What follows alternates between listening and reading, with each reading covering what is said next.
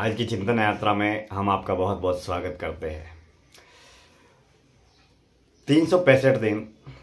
24 घंटे हर पल हर क्षण हमारा ईश्वर, हमारा परमपिता परमात्मा हमें देख रहा है। वो उजाले में भी देख रहा है, अंधेरे में भी देख रहा है, रात को भी देख रहा है, दिन को भी देख रहा है, घर में भी देख रहा है, बाहर भी देख रहा है, अच्छे कर्म को भी देख रहा है, बुरे कर्म को भी देख रहा है। यानी कि एक अदृश्य रूप से विद्यमान ऊर्जा शक्ति, जिसे हम ईश्वर, परमपिता परमात्मा, भगवान जो भी हम मानते हैं, वह शक्ति हमारे किए हुए कर्मों को देख रही है, हमारे विचारों को भी वो पढ़ रही है, हम जो बोल रहे हैं उसको भी वो ईश्वर सुन रहा है। ईश्वर परमपिता परमात्मा अंतर्यामी है। संसार के इस जगत में आप जो भी, जितने भी, जैसे भी कर्म करते हैं, संसार के लोग केवल वही कर्म देखते हैं जिन्हें आप दिखाते हैं, मगर परमपिता परमात्मा ईश्वर आप जो बोल रहे हैं उसको भी देख रहा है, और आप जो नहीं बोल रहे, आप जो कर्म नहीं कर रहे, जिसे वाणी के माध्यम से नहीं बोल रहे, उसको भी वह सुन रहा है, और उस कर्म को भी वो देख रहा है जिसे आप नहीं दिखाना चाहते, क्योंकि वह सर्वव्यापक है, सर्व अंतर्यामी है। संसार केवल उन्हीं बातों को जान सकता है, या संसार के लोग केवल उन्हीं बातों को जान सकते हैं या जानते हैं जो आप बोलते हैं या आप करते हैं, या करने के बाद में वो कर्म जो घर, परिवार, समाज, दोस्त, रिश्तेदार, मित्र, लोग, गांव, जाति, समाज, जितने भी जो भी लोग हैं उनको आप दिखाते हैं। लेकिन ईश्वर न दिखाने वाले कर्मों को भी देखता है, न बोले जाने वाली वाणी को भी सुनता है, और आपके अंतःकरण में, चित्त की वृत्ति में, भाव तल में क्या चल रहा है उसे भी देखता है। जीवन एक यात्रा है, जीवन एक विचार है। व्यक्ति जब भी बोलता है तो बोलने से हमें ये मालूम पड़ता है कि व्यक्ति का भाव तल कितना शुद्ध है, कितना सात्विक है, व्यक्ति के ज्ञान का स्तर क्या है, व्यक्ति कैसी चित्त की वृत्ति है उसकी, तमोगुणी, रजोगुणी, सतोगुणी, व्यक्ति के अंदर कितना राग, द्वेष, ईर्ष्या, जलन, नफरत, अहंकार भरा हुआ है। वो बोलने से ही मालूम पड़ता है। या व्यक्ति के अंदर कितनी सेवा का भाव है, दया का भाव है, करुणा का भाव है, त्याग का भाव है, जन कल्याण का भाव है, लोगों के प्रति कितना परहित परोपकार का भाव है। जैसे आप और हम जब बोलते हैं या कोई भी व्यक्ति बोलता है, तब हमें उसके मन के जरिए, भाव के जरिए, विचार के जरिए हम बाहरी रूप से यह तो अनुमान लगा सकते हैं कि वह व्यक्ति कितना ज्ञानी है, कितना ध्यानी है, कितना बलवान है, किस विषय में क्या जानता है, उसके ज्ञान का स्तर क्या है, उसकी शब्द शैली कैसी है, उसकी वाणी कैसी है, उसका चेहरा कैसा है, उसकी आंखें कैसी है, उसका व्यक्तित्व कैसा है, उसके भाव कैसे है। लेकिन मन के अंदर क्या चल रहा है, भाव तल पर क्या चल रहा है, अंतःकरण कैसा है, चित्त की शुद्धि कैसी है, उसके मन में, विचार में शालीनता कितनी है, व्यवहारिकता कितनी है। अगर कोई व्यक्ति बहुत सारी बातें करे जीवन में सुखी होने का, ये करने का, संपन्न होने का, सफल बनने का, जीवन को हमेशा आगे बढ़ाने का। तो बातें करना एक आसान काम हो गया, लेकिन जो व्यक्ति खुश होने की बातें कर रहा है, सुखी होने की बातें कर रहा है, संपन्न होने की बातें कर रहा है, तो वो व्यक्ति वास्तव में केवल पूरी कागजी काल्पनिक बातें कर रहा है, या उसके जीवन में भी खुशी नाम की चीज़ है या नहीं। क्योंकि अगर किसी बच्चे को बोल दिया जाए तो एक बच्चा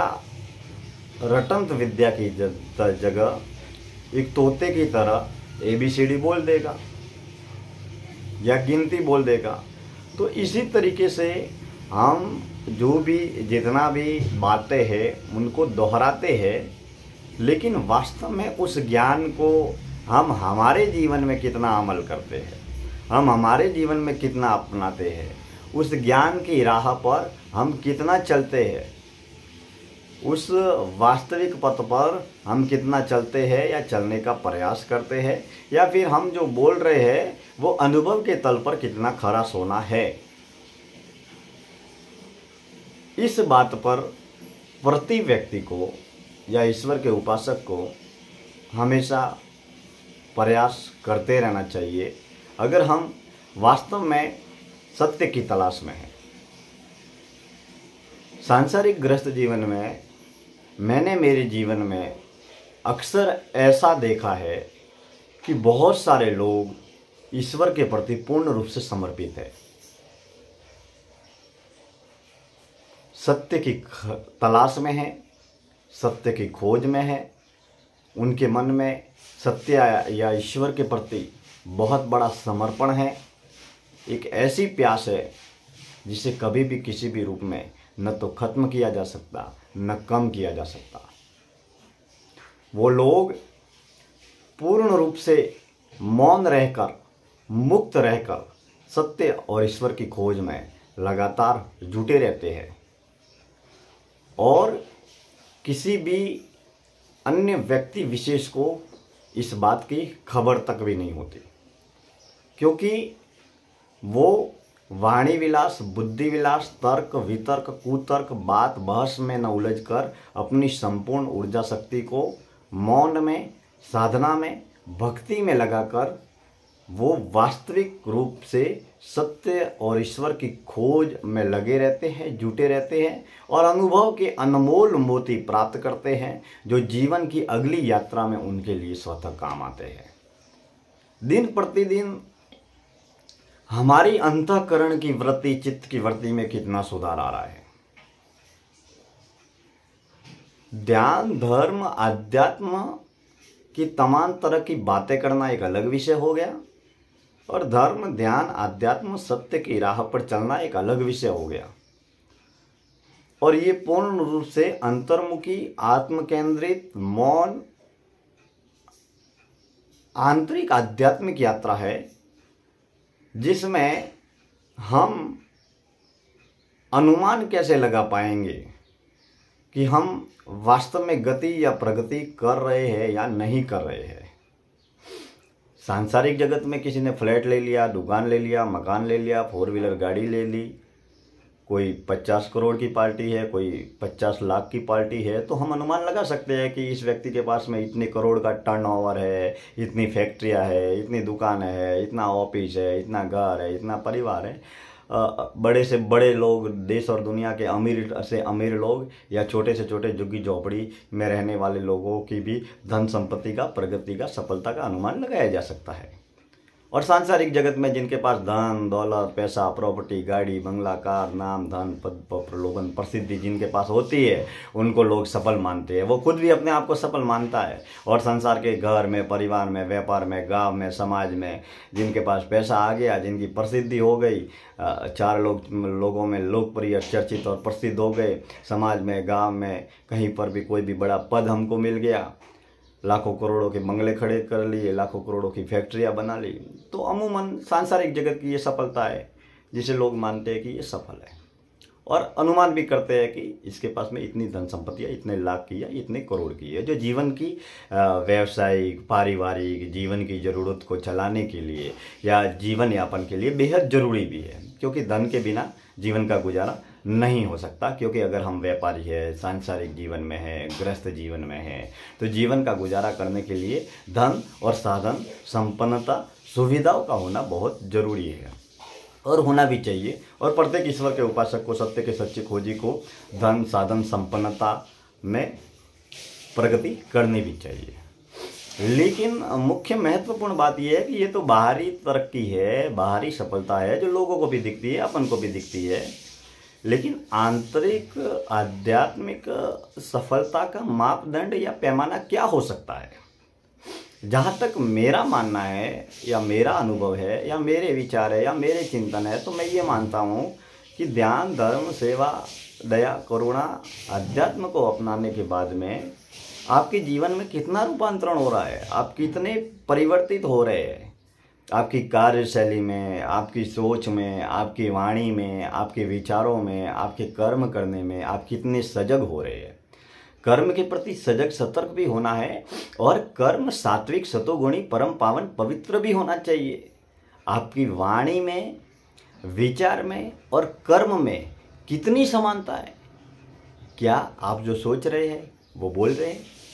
क्या आप जो बोल रहे हैं और जो सोच रहे हैं वो कर्म आप कर रहे हैं? क्या आप जो कर्म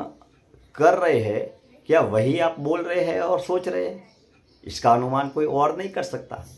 लोग कहते क्या है, बोलते क्या है, चलते किधर है, बताते किधर है, हम न जाने कितने असत्य की राह पर चल रहे होते हैं।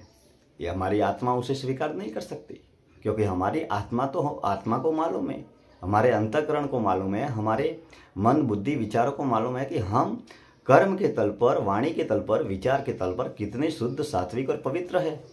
अगर प्रतिदिन, प्रति पल, प्रति क्षण, प्रति महीने, प्रति साल अगर आपका अंतःकरण शुद्ध हो रहा है, सात्विक हो रहा है, आप सतोगुणी सात्विक कर्मों की ओर आगे बढ़ रहे हैं, बुरे कर्मों को छोड़कर अच्छे कर्मों की ओर आगे बढ़ रहे हैं, आपके अच्छे लोग आपको मिलने वाले बढ़ रहे हैं और आप अच्छे लोगों के संपर्क में आ रहे हैं, सदैव सच्ची सेवा कर रहे हैं, साधना कर रहे हैं, भक्ति कर रहे हैं, त्याग कर रहे हैं, तपस्या कर रहे हैं, निष्काम भाव से कर्म की अवस्था को उपलब्ध हो रहे हैं, तो सचमुच ये मापदंड है आपकी आंतरिक आध्यात्मिक तरक्की का, प्रगति का। क्योंकि आपके जीवन में कुछ न कुछ रूपांतरण हो रहा है। आप किसी का बुरा नहीं करते, बुरा नहीं सोचते, हर किसी का भला सोचते हैं, भला करते हैं, आपके अंदर भलाई का भाव उजागर होता है और हमेशा सजग रहते हैं कि मेरी वाणी से, मेरे विचार से, मेरे कर्म से कभी भी, कहीं भी, किसी भी रूप में बुरा ना हो।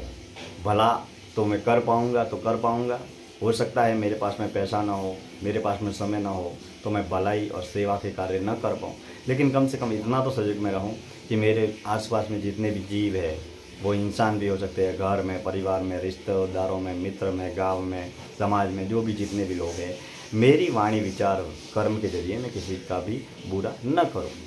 हमारा धर्म हमें यही सिखाता है, हमारे संत, हमारे ग्रंथ हमें यही सिखाते हैं। क्योंकि जैसे हमारे कर्म होंगे वैसे ही हमारी चेतना शक्ति होगी। और कई बार हम व्यर्थ की बातों में, वाणी विलास में, बुद्धि विलास में, तर्क में, वितर्क में, कुतर्क में, अनहोनी उलझनों में, अनहोने लोगों से मिलने में, अपने आप को साबित करने में, अपने आप को विद्वान बताने में, अपने आप को प्रसिद्ध बताने में, अपने आप को अमीर बताने में, दुनिया के सामने ये सब कुछ जाहिर करने में हम अपनी अनमोल ऊर्जा शक्ति व्यर्थ गवा देते हैं और जो कार्य हमें करना होता है वो हम नहीं कर पाते हैं। क्योंकि जीवन तो छोटा सा है,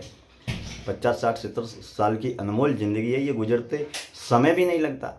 और इसके साथ में हमें पारिवारिक जिम्मेदारियाँ, व्यापार की जिम्मेदारियाँ, घर परिवार की जिम्मेदारियाँ, अपनी स्वयं की जिम्मेदारियाँ निभानी है और निभाते हुए हमें सत्य और ईश्वर की खोज की यात्रा भी तय करनी है। सच्चाई ये है कि हम भले ही ईश्वर की प्राप्ति के लिए हिमालय में चले जाएं, लेकिन हिमालय में जाने से हमें बाहरी रूप से हिमालय का वातावरण प्राप्त हो सकता है, लेकिन सारा का सारा संसार तो हमारे अंदर है। हमारे मन में है, हमारे बुद्धि में है, हमारे दिल में है, हमारे दिमाग में है। जिस संसार का निर्माण पंच इंद्रियों के जरिए हमने प्राप्त किया है, और प्रतिपल प्रतिक्षण किसी नए संसार का निर्माण हो रहा है, जिसे हम जानते हैं, पहचानते हैं, समझते हैं। क्योंकि पंच इंद्रियाँ हमारे लिए 365 दिन 24 घंटे काम कर रही है, और ये जन्म से ही काम कर रही है। तो हमारा अंतःकरण, हमारी चित्त की वृत्ति कैसी है, आज जो हम बोल रहे हैं, पढ़ रहे हैं, लिख रहे हैं,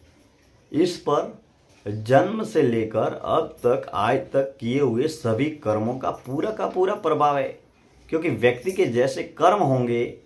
वैसे ही उसकी सोच होगी, वाणी होगी, विचार होगा। 24 घंटे उसके दिमाग में वही चलेगा, वही विचार चलेंगे। तो अगर हम सात्विक सतोगुणी कर्मों की ओर में लिप्त रहेंगे, अगर हमारा पेशा भी सात्विक होगा, अगर हमारे व्यापार का जरिया भी सात्विक होगा, तो सचमुच हम जन कल्याण की ओर स्वतः आगे बढ़ेंगे। तो जीवन एक छोटी सी घटना है। इस घटना पर किए जाने वाले भोजन का, आपके आसपास के वातावरण का, आप जो पढ़ रहे हैं, आप जो सुन रहे हैं, आप जो देख रहे हैं, इसका सभी पर पूरा प्रभाव है। हम तमाम तरह की कितनी ही बड़ी बड़ी बातें कर लेवे, बहुत सारे ज्ञान को हासिल कर देवे, क्योंकि ज्ञान की कोई सीमा नहीं है। हजारों, लाखों, करोड़ों किताबें लिखी जा चुकी है। अगर उनको हम पढ़ना चाहे, ज्ञान हासिल करना चाहे, तो ये एक जन्म नहीं, हमें हजारों जन्म उन किताबों को पढ़ने के लिए लेने पड़ेंगे। मगर सत्य यही है कि हम सत्य की राह पर चले, और सत्य की राह पर चलते हुए हम सत्य के अनमोल अनुभव को प्राप्त करें, और उस अनमोल अनुभव को प्राप्त करते हुए हम पूर्ण रूप से मौन रहे, मुक्त रहे, और जो व्यक्ति वास्तविक रूप से अनुभवी होगा, वो एक शांत दरिए की तरह पूर्ण रूप से सहनशील होगा, विनम्र होगा, सहज होगा, सात्विक होगा, बेहद सरल होगा। वो भले ही विद्वान, सांसारिक जगत में वो भले ही विद्वान भी हो सकता है, बलवान भी हो सकता है, धनवान भी हो सकता है, लोकप्रिय भी हो सकता है, लेकिन जिस व्यक्ति ने ये जान लिया कि यह संसार मात्र एक नकली सपना है, और इस नकली सपने में हमें मात्र एक अभिनय करना है, एक प्रयोग करना है, हम सब कुछ बहुत कुछ पा लेंगे, लेकिन हमारे साथ में कोई भी किसी भी रूप में चलने वाला नहीं है। हमारे जो कर्म हैं, हमारी जो वाणी है, विचार है, उसके जरिए हमारी आंतरिक ऊर्जा शक्ति, सूक्ष्म शरीर, प्राण ऊर्जा, चेतना शक्ति का जो निर्माण हो रहा है, वही हमारे साथ में आएगा। और जैसे ही हमारे अंतःकरण, चित्त की वृत्ति का जैसा भी निर्माण होगा, हमारे प्राण, हमारी आत्मा उसी दिशा में गति करेगी। इसीलिए हमारे संतों ने, ऋषियों ने, मुनियों ने, तपस्वियों ने, ज्ञानियों ने, ध्यानियों ने और ग्रंथों ने ये बताया है, ये लिखा है कि हमें हमेशा सच्ची सेवा, परहित, परोपकार की ओर हमेशा अग्रसर होना चाहिए। क्योंकि जैसे हम कर्म करेंगे, वैसे ही एक अमिट छाप हमारे ऊपर पड़ेगी, वैसे ही हमारे संस्कार बनेंगे, और वो संस्कार सदैव हमारे साथ में चलते रहेंगे। बहुत बहुत धन्यवाद मेरे मित्रों, मेरे भाइयों, मेरे शुभचिंतकों। आज की इस विचार यात्रा में, चिंतन यात्रा में, हमारे विचारों से, हमारे विचार की इस यात्रा से, चिंतन की यात्रा से जो भी जितने भी लोग जुड़े हैं, मैं परमपिता परमात्मा से प्रार्थना करता हूँ कि ईश्वर आपको संपूर्ण खुशियाँ प्रदान करे, और जीवन में आपको और हमारे जीवन को सात्विक सतोगुणी राह पर और नई ऊंचाइयाँ की ओर लेकर जाने के लिए परमपिता परमात्मा हमें आशीर्वाद प्रदान करे, और हम तन से, मन से, वचन से, कर्म से ईश्वर ने जो भी हमें दिया है, जीव मात्र के लिए, प्राणी मात्र के लिए, इंसान के लिए, प्रकृति के लिए, पर्यावरण के लिए हम जितना भी कर सके उतना हम अच्छे कार्य करने का प्रयास करें। विचार यात्रा से, चिंतन यात्रा से आप जुड़े रहे। समय समय पर हम विविध विषयों को लेकर सार्थक चर्चाएं, बातें और विचार करते रहेंगे। ईश्वर आपको सुखी बनाए, साधन संपन्न बनाए और सफल बनाए। इन्हीं मन की अहोभावों के साथ में आप हमसे जुड़े हैं और हम आपसे जुड़े हैं, इसलिए हम आपका बहुत बहुत हार्दिक स्वागत करते हैं। साथ साथ चले कि इस विचार यात्रा में हम आपका बहुत बहुत हार्दिक आभार व्यक्त करते हैं। धन्यवाद।